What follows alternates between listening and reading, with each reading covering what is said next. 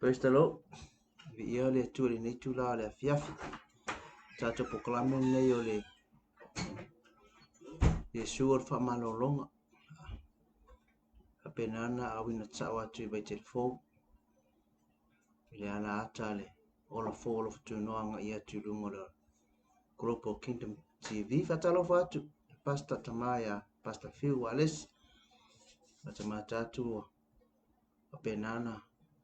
Matango Phil faso ni asa afiafi vi ia le tua. Matalo fo ilo sunga le taitai po ilo sunga le faton. Ilo sunga Mike Beretta. Malo fato to dia se fia ngaluenga matango fia sa moa. Wai telefon nei matango fia ron tau mo le la mo fo le tim. Ia vi ia lava le tua me umala o le amalo so le tua fato no inai. Nei afiafi ia le amateria tatu pokolame fa popongo ni tatu pokolame o Yesu o le fa malolo. Ala o te ine tatu se talo ngang pa ia lo mato so sansi. Para awatu ia te oe me le loto mai lalo a matu tele mawhaia se. Ale fio mai o lo ngango le poto me le mamalama me whaia o le matu tatara ina matu whasoina o fio pa ia. Whamama mai na ai nisi o vaenga le lilo ma vaenga lo loto. Ia ina ai o matu te ngata ia matu malama lama i o whetare mai. Angale mai oe lo matu tua. Pe ia o le ngore nei pokalame o le Yesu o le whamano. Ta mai telefon i te ngata whapito. Alo matu te whaatua tua ama lo matu te tununga o na o Yesua o ia o le whaamalo longa atoto. O ia o le foma i o foma. O ia o le atua lava ia. E le aise mea e whengata ia te. Pai mai anga le mai whaamanuia fo i le whaanong longa. Ia al whaatau waa i o matu te ngata. Ono Yesu Kiriso. Amene ma amene. Ia, fatalo fatu ni fiafia fe lava se mea o lo whapena ona e maua mai ai le ni poklame o Yesu o le whaamalolo. Ia pa i atu, pa i ane, pa ifo. Ia mautinoa fo i matalitonu o le mea mana o ia ile atua te ngata whaatuatua i ate ia. O le whaatuatua. Ale se whaatuatua tala tuspa i e le fiafia mai le atua. Whapena fo i le ni fiafi. O le tue whamanatu lea i ate oe. Le whaatuatua e te matatu te mawhai ai mea uma. Ma Yesu a whai atu le maunga e alo na alo lava le e ustai mea uma. Pe a whai tātu te whaatuatua. Na le mawhai a fhoi e so o Yesu na whaamalolo le atali i o to ina. Whai mai a osolo na mai. Ngungu. E a fia i le spirit of le anganga o le ngungu. Whai mai e pa o le vai e pa o le afi e le oti. A whai mai Yesu na whaatuatua. Ai whaatuatua e ola. Whaatuatua e malolo ai lo atali. E whapena fo i le tātou le whaamalosi mo i tātou le nei fiafi. Le ai ase mea tātou te popole ai pe tātou tātou vale ai. A whaiwa e tali tonu a Yesu Kiriso. Pau wale o le mana onga o le atua i ate tātou. O le tātou whaatuatua atu i ate. Ia ona saule se i whaatino. Whaatau nuu ana pokalame maana fuafuanga. Wa whapena ana whaata oto i ana fiong pa. Ia teo mele fiong pa le atua. I whaamaoni le atua i whaatau nuu ana fiong. Amen. A whaifa meila fiong pa ia le atua. I whaamaoni le atua i whaatau nuu ana fiong. So o mea uma ua whapena ana whaata oto mata uta. Mata ua i le fiong pa ia le atua. E sau fo i le atua i whaatau nuu.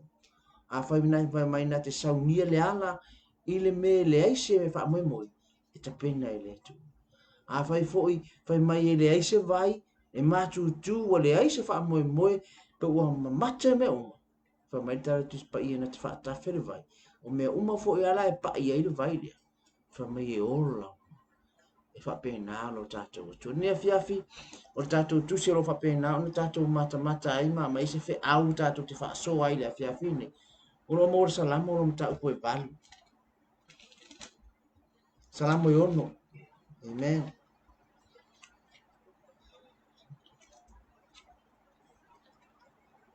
Salamo i ono. Nei upu. Ma nei ai o le salamo i nei. O le urutala po le wha urutala ina o le salamo nei a tāwita i ono. O le tangi a tāwita i ona ti ngā i lona whaatua i ai o. O le tangi a tāwita i lona ti ngā. O lona whaatua i ai o. Amen. E ina vai upo tia tau hina.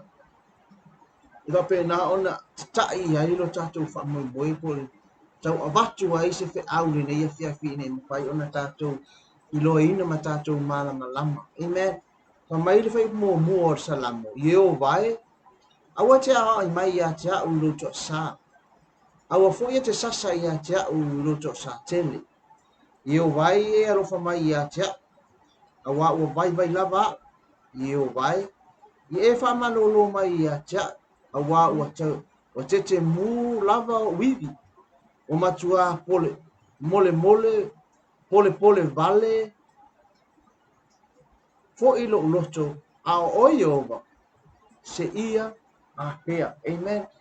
O faso longa mai lalo, o lae tamu faia ia nisi vainga, o lo tala no ai ta vita ia unga po a fianga, o lo fa pena ona mauai o ia. O le mai le e ta oto ai ta vita. Amen. O le whamatala tā vita a whianga po o tūnga, po o onga o mawhatianga le nofo manga ia. O na iei le mea lea e pa pole ai tā vita. Amen. Ngai mensen tā vita tangata e whaasa wā ia te ia, pe umar whai upe fitu. Ngai tana noa iai. Nga mai. Ina o se atuia ia te au o e o tō uma o e whai ia mi o leanga. A wā ua whafafonga i ova leo o la tangi. Pamai tā vita, pamai. Inao e se atuia ia te au o tō uma o e whai ia mi o leanga. Amen. O ka ngaka ia le kau whikuli mai pe kau mawhai e o mai tā vita i mawhatianga. Ai le o i lea ta oto i, ai le whawhita uli o le tangi a tā vita i le atua. Amen. E le o i ngā le ka oko i ai whawhita uli o le sos lea e o le mafu anga. O le ti ngā ma le tangi a tā vita.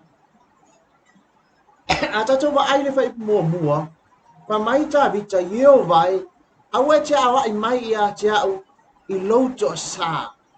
Awa foi e te sasa ia te au i lauto a sā tele. Amen. O le mea lea o i le ka oko i ai atu ngā lunga o tā vita. Amen. O i le ka oko ai atu ngā lunga o tā vita, ai va ai le fai upu pālamu. Amen. O ile mafu ai ona popo e manatu ma a fia tā vita i langona ti ngā ma wha matala ai vai mai ua pole o wivi o lo loto fa mai a o moe foi fa mai o ke moe loi matai tumu le meo ke moe ai o le ufa palanga i le float o longa moenga ua makua i lo fia i loi mata. Amen. A sauru fai pu lalo pe fai pu po ma fai pu e fitu fa mai ua fole o mata ua tinga o mai ua fole o mata i lo tinga ua mata to e ina lava ona o la to uma o e sa wa mai o foringa va aia lea ua i loa ia tā vita fa mai tā vita o le kau fa makala a o ke me moe ai e susu umalona moenga ona loi mata. Fa mai o lona moenga ua lilo fia i le vai flow ua alu lunga a o fele sa wei ele o se vai o tafe te tomo o le fale o tā vita. O loi mata o tā vita e mafua mai e iai le mea ti ngā ma le mea o lo whapenana tau aveina o lo o mawhatia ai tā vita. Le moe ai maloi maka. A o le mea fo i lea, le ua o mai e whai mai ua fole o mata. ua mata toia ina foi. Amen. O le mea lea lainga kupu les tangata e mafua mai o le popole o le tangata. Lesi le mea lai ona vavi ona toi ina tangata e mafua mai o le stress. Lea la o le stress la lea le foi e mafua ai ona stroke tangata ua pe le tino, vaenga o le tino. Amen. O vaenga ia, o le makua i nofo le loto tāvita, ma fai ma maiti ngā tāvita. Ona o le mea le ilunga le fai mua mua. Amen. E le o tangata mi o le anga le sai e tāvita pe mafua ai ona popole tāvita. Amen. Wa tu vale le loto tāvita, wa moe roi mata tāvita, ona le mo o mie tāvita, se talia le atua i lana wenga, po o lana sa ili le tangi ai le atua le fai mua mua. Fa mai le fai mua mua ye o vai, awa te awa ai mai ia te au i loto sa. Awa fo ia te sasa ia te au i loto sa tele, amen. Fa ipu e lua ye o vai, i e alofa mai ia te au. Awa ua vai lava yeo vai. I e wha malolo mai a te awa ua tete mu lava wivi. Amen. Whai pua suma, whai whapalang. Whai pua on whai mua mua. Oh Lord, do not rebuke me in your anger, or discipline me in your wrath. Amen. Be merciful to me, Lord, for I am faint. O Lord, heal me, for my bones are in agony. O le mea le popole ai tā vita. O le mea le makua i mafatia ai tā vita. O le toa sa tele o le atua. Pa mai tā vita ai wa ainge i wha mai. Awe te awa i mai a te. Do not rebuke me and discipline me in your wrath. O le toa sa. Amen. Ele o le mana onga tā vita. Ele o fia nof. Ele fia o tā vita i le toa sa o le atua. Amen. Ele mana o tā vita le anga o mama lama tā vita. E o le toa sa o le atua. Ele ai se tase mawhai o na alo ai. Lele popole ai tā vita. Ne i o mai le toa sa o le atua. Ele mawhai e ia o na tū matete. Lo ainga. A o ele taime sa o ele toa sa o le atua. No one, ele ai masese mawhai o na tū matete e le toa sa o le atua. A le toa sa o le atua, o lo o iai lana wha masinonga tonu. Amen. O ingalea, lea a fia ele loto tā vita. Ele o tangata ami o le anga le tangi e tā vita ma a fia ele mawhawhau tā vita. O le fefe o tā vita, ele fia o tā vita i le toa sa o le atua. Amen. A le tangi le tā vita i le atua, na te mo o mia lona lofa tu noa. Fai upu mua wha mai, au e te awa i mai a te au i loto a sa, au fo e te sasa i a te au i loto a sa tele. Your anger and your wrath. Amen. O le ita, male to a sa, a o le mea kelele, e makua i popole i ai tā vita, o le to a sa o le atua. Le ango malama le lei tā vita, e le aise se ku aku, pe a o mai le toa sa o le atua. E lei fo i se si e te pe a o mai le toa sa o le atua. Lo ainga, we are in the time of grace. O lo ka ko iai le kaimi o le alofa tu noa le atua, i le upu pahalangi ngai wha o ngā mai ai, o le merciful, o le alofa o le atua. Amen. I have easy versions o lo fa nga mai le upu grace. Amen. O le alofa tu noa o le atu. O ngā la le ka oko ia le loto tā vita. E le fia o ka vika i ko sa o le atua. Afa mai ia e lo ua ia o vai ia e alofa mai ia te o le mea ngā le mana o tā vita. E musu tā vita e o i le toa sa. Ai manga o ka vika i le atua. I lona alofa tu noa.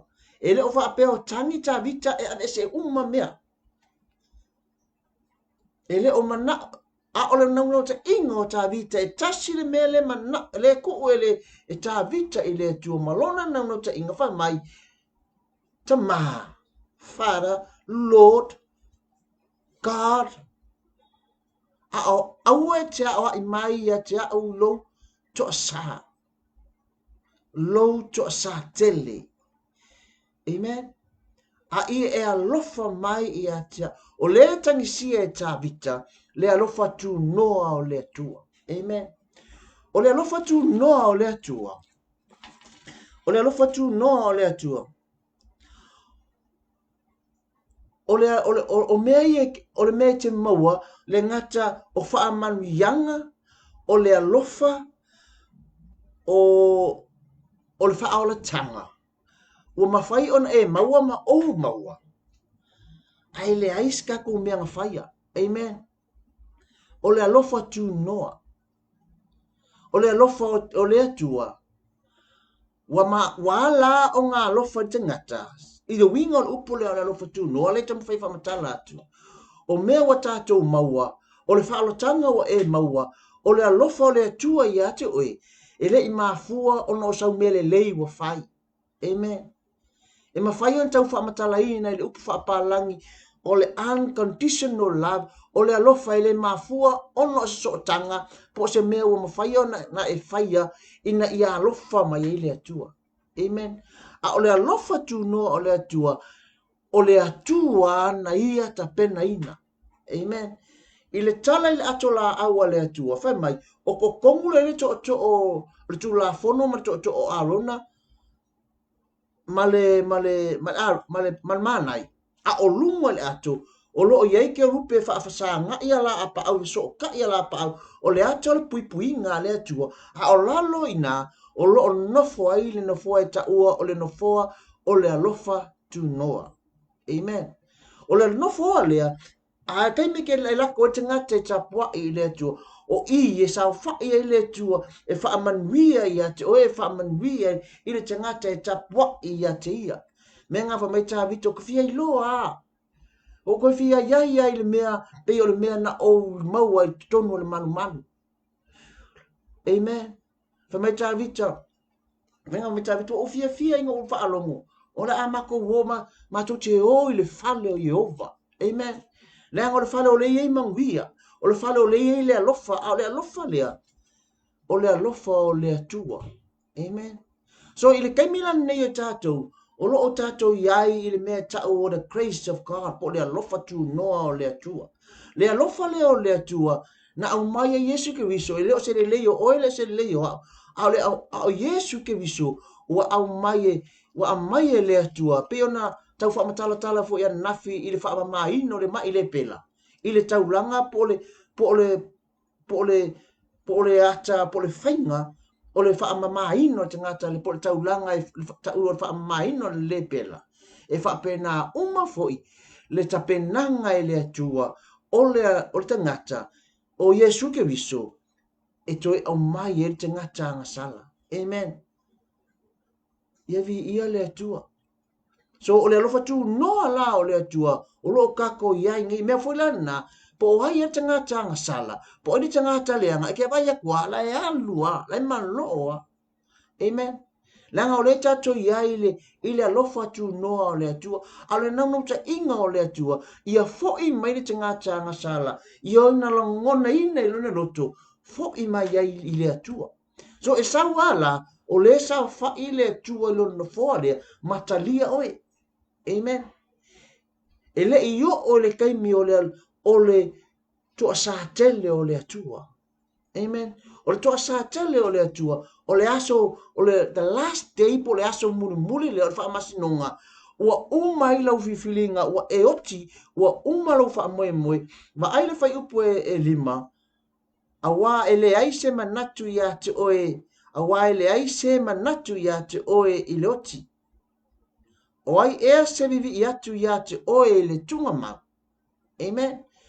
E uma no le oki, le aise si mea e koe whai es whiwhilinga ola tangata. A whaina e ola mo ke wiso, a whaina e oti mo ke wiso, a whaina e whatua tua ia Yesu ke wiso, so e te maua le ola e whaavavau, po ua iai oe I manuia o le atua e ala ia Yesu ke wiso. Ai a whai e o le aso lea ua mavai mea uma ai pa umai le toa sa o le atua i le aso whaamasino. O ila i loa ai le mea tau o le toa sa o le atua. Amen. Ape sa talang pati i lo atua vi ia le atua. O le toa sa la o le atua. E le mo tangata uma. Amen. E iai tangata e patino i ai le mea lea i le aso muli muli o le aso whaamasino o le atua. E tu ai le atua i lana whaamasino ngā tomu. Amen. Po le alo lau i loa, po le alo whaamaoni, o i po le alo lau i loa, po le a fo i lo ata mai ma lo poto ma lo ta ua le lau langi nei. Ai a fai e le i ofo ina lo wola mo ke wiso. A fai e tele italia ina Yesu e ave maa li i ma whaola. A fai e tele i lalo i le alofa tu noa o le atua. Ma e tali tono o Yesu ke wiso o ia na maliu ma whaasataro ina. Ma ofo ina lona soifua mo oer tangata anga sala. Fai maino la ia. O le alofa tu noa o le atua. Nga ke avaku ia ke ilako o e whaatua tua i le atua. O e whaatua tua i le alo, e maua i la tau le alofa o le atu noa o le atua. A o i la tau e le whaatua tua i le alo. Wha mai o i la tau ia, o lo ia i lunga le toa sa tele o le atua e le mawai. O le ale winga le upu le mawai forever. E whaavavau. O le kaime umai le whaamasinonga wa whaia le whiwhilinga ma ua mautin wa whaia le whaamasinonga le atua mo oe. O whare mea ku iei oe whape o le afi. E le ko iei se kaime koe au mai iei oe mai le afi lea. Amen. O i ngala wha mai i tono le afi lea wha mai e mu e le mate. O mai o ilo foi e le pe ilo. Amen. Na tanua whaalinga, tu se whaalinga. O i le papole e tawita e le fia o i e tawita i le toa sale o le tua. Ai mana o tawita pa mole mole God, pa mole mole te ma o ke mo o mia loa lofa tu noa. Your mercy and your grace. O ke manga o mia le lofa lea le ngā lei onga e au mai Yesu Keriso. Se ia maliu ma faa sa taroina. Ai wha kua i eira te ngata ola. A o le toto leanga malingi i forsata ulu. E wha mangalo i nai i anga sala. Amen. O anga sala la ia te ngata. O wha mangalo i na Yesu Keriso. O mawhai ai o na iai o ia i lalo le alofa tu noa o le atua. O le kaimia ka koke iai lalo le alofa tu noa le atua. E le mawhai pe a whai tatu te wha tua ia te wha mai. O ka koi o e wha tua i le atua. Amen. I le alo o le atua, pa mai e le o la kou le toa sa tele. Longa winga, e le ko iei, o le tala tavi te wha mai, o lo moe ngā po lo tō whanga, e float i le vai. O ulo i mata wha mai e kafe, a o le vai le float ai, i le moe ngā, o lo i mata. Amen. O atanga o ti ngā o te tonu o se oli ma le whaafanonga e whaavavau. Amen. E le mātū loi mata. E tangi mai le ao, tau le pō i le ao. Langa lai mo le maua e whionga pa ia le atua. A o le langi ma le o le whaavavau. Pea e maua le alofa tū noa le atua. Wha mai o tātou loi mata e solo ia. O le ngaluenga le ngā le atua e whaifa mai, na te solo ia loi mata uma. Amen. Wha mai le kala ka vika i lana tala le kau wha tusa iai. Whai mai, ua fole o mata. Ua mata to ia ina lava. Amen. O le mea lea kupu ko kongu se oli le ngata o popo lenga mata tu vale o stress. E aluma oi ko kongu i e ke le ngofo se file mu. Kai ni uma e ke iai file mu. E ke iai whawhita uli, e ke iai ti ngā. E ke whaalongo i ngā koe mūlo tino. Amen. O makai e ke maua i. Popole, mafua, mai popole mleato tu vale. Amen. Ao ile fale o le atua fa mai. A fai e te alu ile ola e fa vavau. Fa mai e na te teu te wina lana masiofo. Amen. O oe ma o te ngata whaatua tua e le atua, o le masiofo a te mai maa moe e le atua. A o le ngaluenga le whai e le atua, po le angangapa ia, pa mai na te teu te wina lana masiofo ai, masiofo le alo le atua o Yesu Kiriso. Pa mai e te wina longo winga, a whai e teu e le atua, e le fole mata o se ngata whaatua tua i le atua, po se masiofo le Yesu Kiriso, le ngata e le fole e le mata to ia ina. Aya, e lalele. Amen. Te rota penga inga le kengo e se ta. Mo le tupo asueru, e matau tia. E iai una ufa pitoa ai, le kamai ka lea, e whape nā le ata o le tangata, o loo whaatalitali, mo le aso o le aso e wala aui nai o ia, o le masiofo ale alo o le tātou atua po le masiofo a Yesu Kiriso. E iei tusi leke mga o e tau mori atu mo o e tau whamatala ai ia le alofa tūnoa. Amen. Maybe tomorrow, le la ako e koufua koe ka kopota lame lea, i tusi ia e whamatala atu ai le alofa tūnoa le atua, ia male mele ta ua o le toa sa o le atua. Po le wrath of God. Ma mea ia ta mawhai lea kua o mawhai ona kawaina atu le nea fiafi. Le ta mawhai e momoli atu ai, e momoli atu ai tae ao la, le la ka mawhai e wha uma atu ai tatou poka lame lea, ona wa ai atu le taimi. Ia ai wha malulu atu foi, o vaenga na. Tae ao la, malia lo fina ngalu, ia toi wha amanoso taimi, te wha uma koe kako poka lame lea, ona o le tatou taimi wa uti. A o le mana o le salamo la lea e ono, a ta vita. E le o pe o le tau whamataratalat, e le o ta ngata ami o le anga le popo e ta vita. O le popo le ta vita, i le toa sa o le atua, ne ia o ai mai le atua. Ma wha atonu mai le atua ia te ia, i lona toa sa.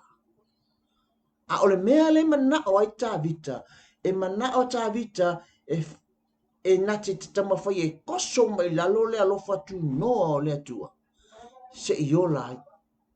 So o le fe aula nā mo ne fiafi lo ainga. O le fe aula mo oe lo uso ke visiano. Tatou alo ese ma le toa saa o le atua. A whaiwa maua so wha moe moe. A whaiwa iai so kaimi. A whaiwa tatou iai le taimi wa kako iai toi aso o le atua. Aso amuli. So le taimi nei whairau whiwhilinga. Ao ona ta pena lau whiwhilinga. A whai e po e ta vita ma toi. Ma whatia ta vita e le fio o le aso lea. Ai a mai oe. A mai oe. I te fia iei le aso o le toa saa o le tātou tu. Wha mai e le tu o se toa wha mai e ta mo e tele noa ai le toa. E le o se aso malama le aso o le ali. Mai o le aso pong saa na tala noe a mosa. Wha mai e whai aku ai whawhine na maungae ma fuli mai. E le o se aso file mu. E le o se aso fia. E le o se aso o manuia. A o aso pong saa malele ai o se wha moe moe. Pa ia tu le angango le atua. Pa manuia tu le atua i ato oe. Tu le tau mai tai au. Tato e wha umari tamata upo lea po tato po kalamelia. Le alava se vaenga. Tato iai le alofa tu no le tato atu. Anga li atu le atua. Pa ia tu le atua. Vais tato tau. Ta mai ato e perivi ingo le whama numa le whanetanga. O le mātou lea na te inga ma le mātou lea mana onga ta mā mātou te le fia na nofo i roto sa. Awa o mātou i loa e wha maoni a oe. E pa ia oe tonu fo i lau wha masinonga. E le ai se wha ilonga te ngata i ato oe. E le ai se paies i lumo la wa fionga lo mātou tua. Ai mātou te talo le atua o ni me mātou te vai ai. Wha tonu mai i mātou. Mātou te fi ai lalo lo walofa tunoa. Pe ona nau atu ai tā vita i ato oe. ai matu te le fio o i luto sata ma fa mole mole matu te le fio o ia vi ia oile tu fa manua tu ia te oi fa tai tele lo pai mai fa tai angalele tu maula ve te oi vi ingol fa manu ma fa neta amen ma amen. To God be the glory forever and ever. Amen. Fa manu ia tu le tu ia te oi ne amen ma amen.